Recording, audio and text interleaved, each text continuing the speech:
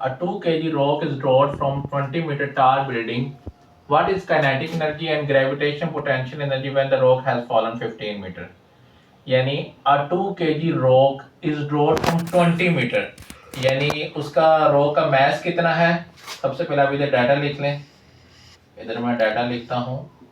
उस रॉक का मैस कितना है 2 kg is dropped from 20 metre tall building. 20 metre tall building से उसको गिराया गया है, यानी इसमें दो आपके पास हाइट दी हुई है। एक तो 20 मीटर टार बिल्डिंग से है, फाइंड का नाम है kinetic energy and gravitation potential energy when the rock has fallen 15 metre. और दूसरी हाइट कितनी है, तो आप इसको लिख सकते हैं इस तरह, आप लिख लें पहली जो हाइट है इसको आप लिख लें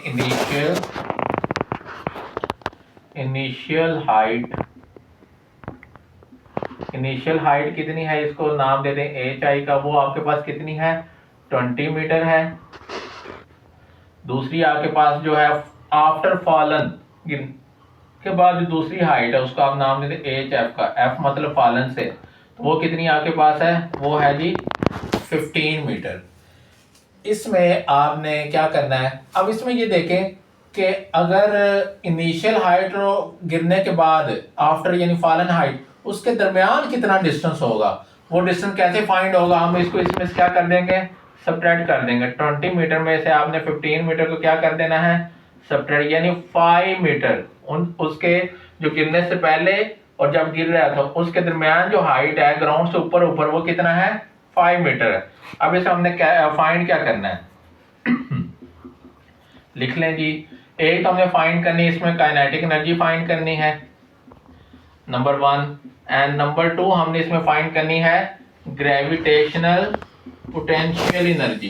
ये दो चीजें हमने क्या करनी है इसमें फाइंड करनी है। अब देखिए सबसे पहले हम काइनेटिक एनर्जी फाइंड करते हैं। काइनेटिक उसके लिए हम क्या कर लेते हैं ग्रेविटेशन फाइंड कर लेते हैं। सबसे पहले हम क्या फाइंड करते हैं ग्रेविटेशनल पोटेंशियल एनर्जी। बहुत इजी तरीका है। ग्रेविटेशन पोटेंशियल एनर्जी हम क्या करेंगे, सबसे पहले ये पोटेंशियल एनर्जी का फॉर्मूला लगा लेंगे।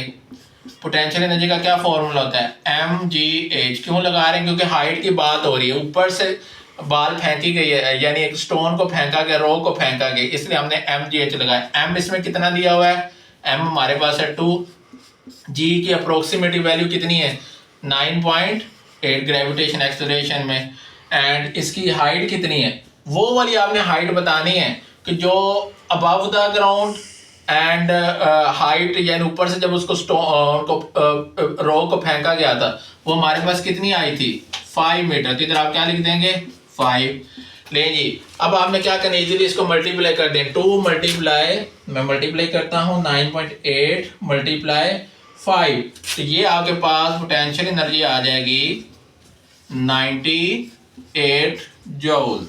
लो जी, पोटेंशियल एनर्जी हमने फाइंड कर ली। पोटेंशियल एनर्जी आपके पास कितनी आ गई 98 जूल।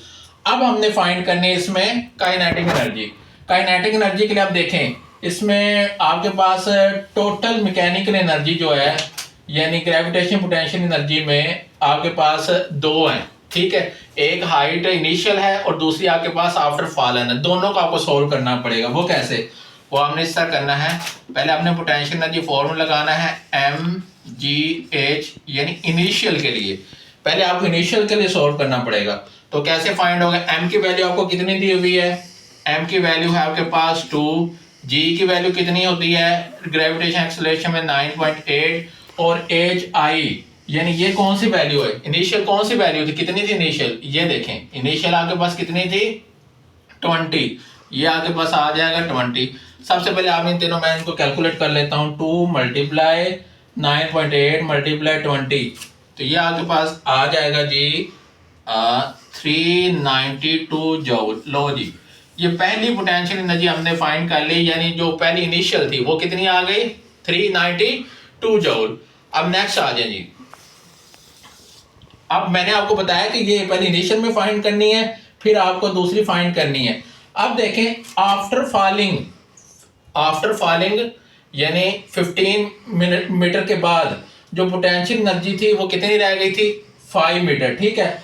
उसको जब हमने कैलकुलेट किया तो हमारे पास क्या आंसर आया था 98 जूल। तो हम क्या करेंगे, तो ये जो आपके पास अब टोटल यानी क्या चेंज आया है, यानी ग्रेविटेशनल पोटेंशियल एनर्जी का अब आपने चेंज लिखना है, चेंज इन पोटेंशियल एनर्जी।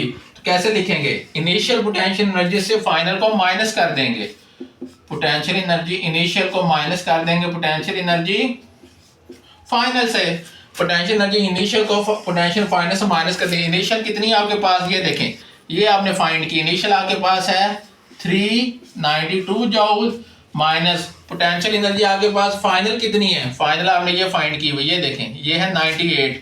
तो इधर आप क्या लिख लेंगे 98 जूल। ले जी 392 में से 98 को माइनस करता हूं तो ये आपके पास आ जाएगा 294 जूल, यानी इसमें आपके पास काइनेटिक एनर्जी कितनी आ गई 294 जूल। तो क्या करना था, आपको मैथ्स दिया हुआ है, इनिशियल हाइट 20 मीटर थी, आफ्टर फॉलन 15 मीटर है। तो सबसे पहले आपने इनको क्या करना है कि अबव द ग्राउंड और गिरने के बाद उनकी चेक कर लें वो 5 मीटर है। उसके लिए आपको पहले ग्रेविटेशन पोटेंशियल एनर्जी के लिए आपने फॉर्मूला लगाना है mgh, इनको ये आपके पास आ जाएगा 98। अब जब आपने काइनेटिक एनर्जी फाइंड करनी है ना, उसके लिए आपको पहले इनिशियल पोटेंशियल एनर्जी फाइंड होना चाहिए और फिर फाइंड होगा। तो क्या करेंगे, उसके लिए फॉर्मूला लगाएंगे, इनिशियल के लिए आपको पता है ये 20 थी, इनको मल्टी 392 आ गया। अब चेंज इन पोटेंशियल एनर्जी मतलब काइनेटिक एनर्जी कितनी आ जाएगी, इनिशियल में से इसको फाइनल को आफ्टर को इसको माइनस कर देना आपने, तो ये आपके पास आ जाएगा 294 जूल।